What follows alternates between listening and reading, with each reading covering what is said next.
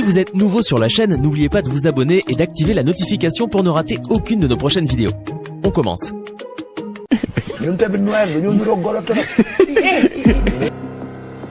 Sénégal Info TV. ñun tamit noël dañoo niroog golo trop.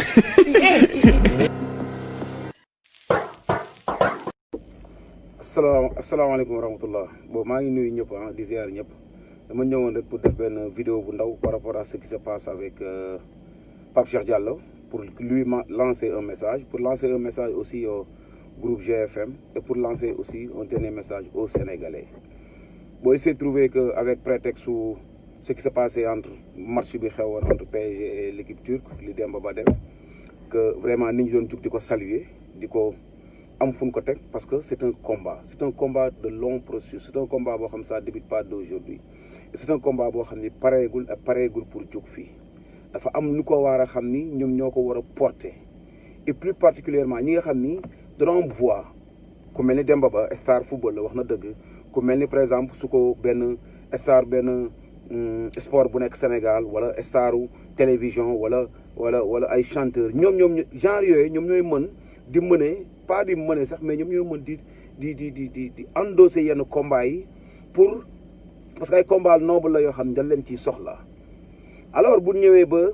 ci excuse bu mel noonu Pape Cheikh Diallo di traiter les noirs lui en personne parce que bi dafa saaga boppam ridicule sax mënul weesu ngay saaga sa bopp di reetaan sa bopp muy traiter les noirs de singe. C'est parce que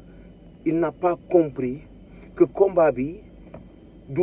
comme li xew Sénégal léegi parce que xam na ni de concours de bêtisier la ku dàq wax bêtise rek yaay ëpp buzz entre guillemets ni ñu koy woowee li ñuy woowee buzz ku dàq wax bêtise rek comme l'autre l'a dit je veux même pas les nommer li mu koy wax waxi dof mooy dox ci dëkk bi ñu yaakaar ni lépp humour la ñu yaakaar ni xamuñu la différence entre harcèlement injure critique ak humour et c'est très grave boo demee ba war a yor micro nit ñi di la déglu parce que ñoom ñoo nekk devant la chaîne mooy ñi nga xam ne nit ñi dañuy yeewu bàyyi seen soxla yëpp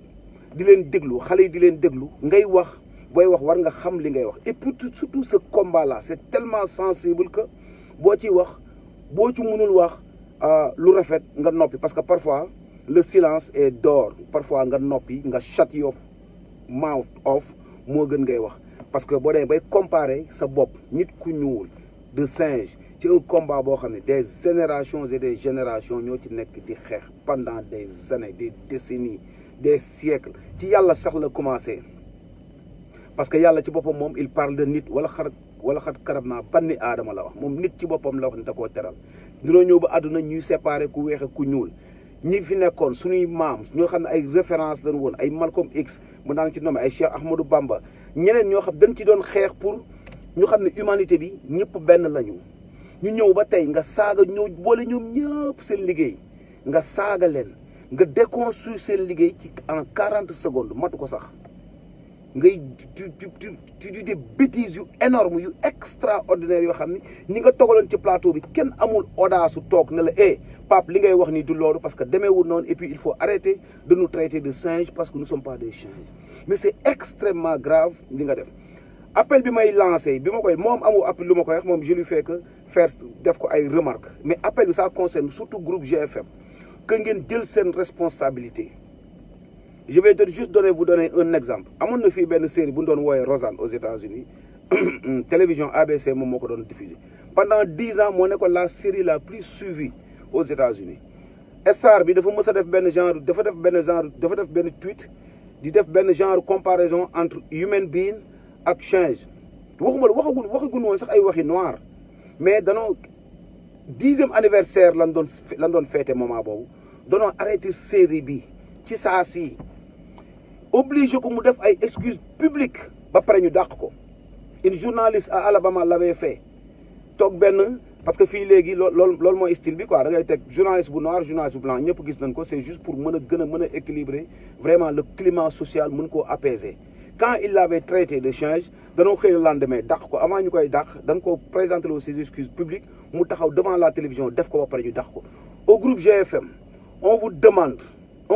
et lii moom exigence la on vous demande que Pape Cheikh Diallo demain à la première heure balaa moo def benn émission na taxaw présenter ses excuses muy un et de deux que vous lui mettez au froid mu xam bêtise bi mu def mu xam gravité bi mu def mu xam lii conséquences yi mu mën a am mooy ñun li ñuy exiger et troisième appel mooy aux Sénégalais il faut que ñu xam ñun suñu force de frappe fan la situé wu les gars il faut qu'on apprenne à boycotter les produits yi nga xam ne duñ ñu respecter mus ñu fay def rarement la ñu fiy def boycott mu jàll et la preuve bërki dem bi Macron defee erreur wax toj bi mu wax deful erreur c'est un imbécile lui aussi bi mu defee erreur bi mu wax bi jëkk naari jugee di boycotter ay produits français dañoo jug daw di yuuxu il faut savoir boycotter amu leen beneen force de frappe bu dul boobu parce que suñu voix du dem fenn duñ ñu dégg xamuñu ñu faalewuñu ils sont des millionnaires ils sont des multinationales toppatoo li ñu mën mooy boycotter leurs produits il faut commencer dès demain à boycotter cette émission jusqu'à ce que la CNRA jël décision ci émission bi jusqu'à ce que le groupe GFM jël décision mettre ko au froid et l'obliger à présenter ses excuses parce que lii ku ko dundul mënoo koo xam et ce que vous n'avez pas compris mooy racisme boo ko dundul doo ko mënoo koo xam mënoo xam sax sensibilité mënoo xam nan la mën a porter lan la mën a porter atteinte à ta vie parce que c'est profond mënoo koo xam mënoo xam racisme li muy def ci nit sensibilité sociale bi ak profondeur bi li muy gaañ boo ko dundul mënoo koo xam donc vidéo moom mu ngi woon gudd c'était juste pour ça gars yi vont dire que waa mais gars yi foo nekkoon maa ngi ci jàmm c'était juste que am na yoo xam ne on peut pas laisser passer on peut tout laisser passer mais lii ça concerne li ñu woowee la vie humaine human being nga xam ni amul dara lu ci yàlla wax lu dul mu ne dama leen teral et un imbécile un ingrat un inculte un con de ku mel ni Pape Cheikh Diallo mooy bëgg a ñëw loolu dind ko ñun sénégalais yi on a ri dañ jëm ci reeraan quoi la non wax gaayan bi day pala non palaanewul li mu wax c'est gravissime da ngay dem ci yeneen dëkk dàq nan la da ngay dem ci yeneen dëkk émission bi doo ko yeggali da ngay nekk ci yeneen dëkk ñooñu nga xam ñoom ñooy gën a dund racisme da ngay parce que xam nañ sensibilité bi xam nañ metti bi mu metti ci ñi koy dund yow ngay ñëw di comparer sa bopp ak Chine da nga bëgg a nekk tubaab you can be like maa ngi jéego parce que su ma commencé damay bañ wax lu ëpp tey sérieusement l'idée c'était vraiment de lancer un message à Pape Cheikh Diallo wax ko ne ko tu es un inculte tu es un imbécile de première catégorie un vrai imbécile de première catégorie et que li nga def nii di ci ree peut-être bu la neexee nga def ko Sénégal di ci ree bu la neexee nga def ko au sein du groupe GFM di ci ree mais am na feneen foo xam boo ko defoon boo génnee tu seras dinañ la wax sa bopp dinañ la wan sa bopp et nit ñi vont te dire que ni ñoom ils sont pas des singes muy benn de deux beneen bi mooy groupe GFM plus particulièrement Bouba Ndour jantal grand la boo xam ne xam nañ ko ci yenn position yi donc c'est le moment de nous montrer aux Sénégalais que ni yow tu restes équidistant ci seeni problème et que tu prends tout en considération que ce message là bu egsee ci yow nga xam ni am nga loo position boo daan jël di ko wane te am na loo war a def tey nit ñi gis ko beneen bi mooy le groupe GFM on vous demande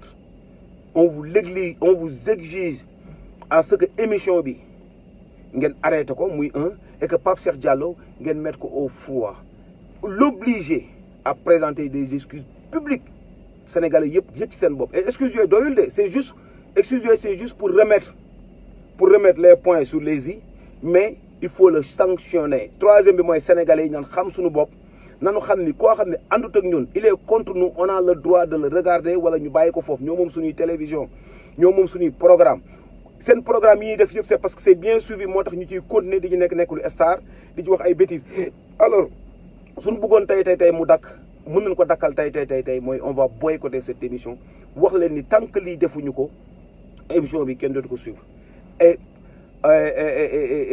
pour finir la CNRA aussi ñu ngi xaar seeni décision ñoom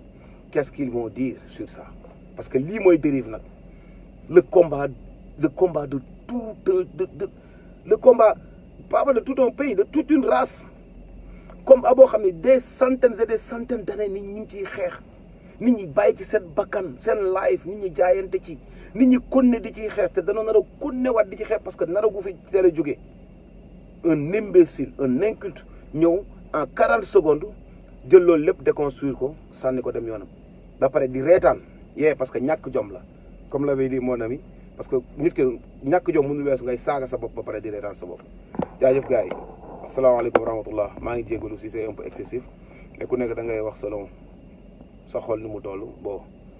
je pouvais ne pas mënu ma woon bañ a génn def vidéo wax li ma xalaat quoi d'ailleurs merci et à très prochainement. bul fàtte abonné ci chaîne bi di Sénégal Info TV te boo abonné wu lépp nga seen vidéo partagé ko te bés ko def notification ndax vidéo bu dugg li nga mën see jot Sénégal Info TV seen bi fi nekk la askan wi. alhamdulillahi rabbil alamin wassalatu wassalamu ala rasulillah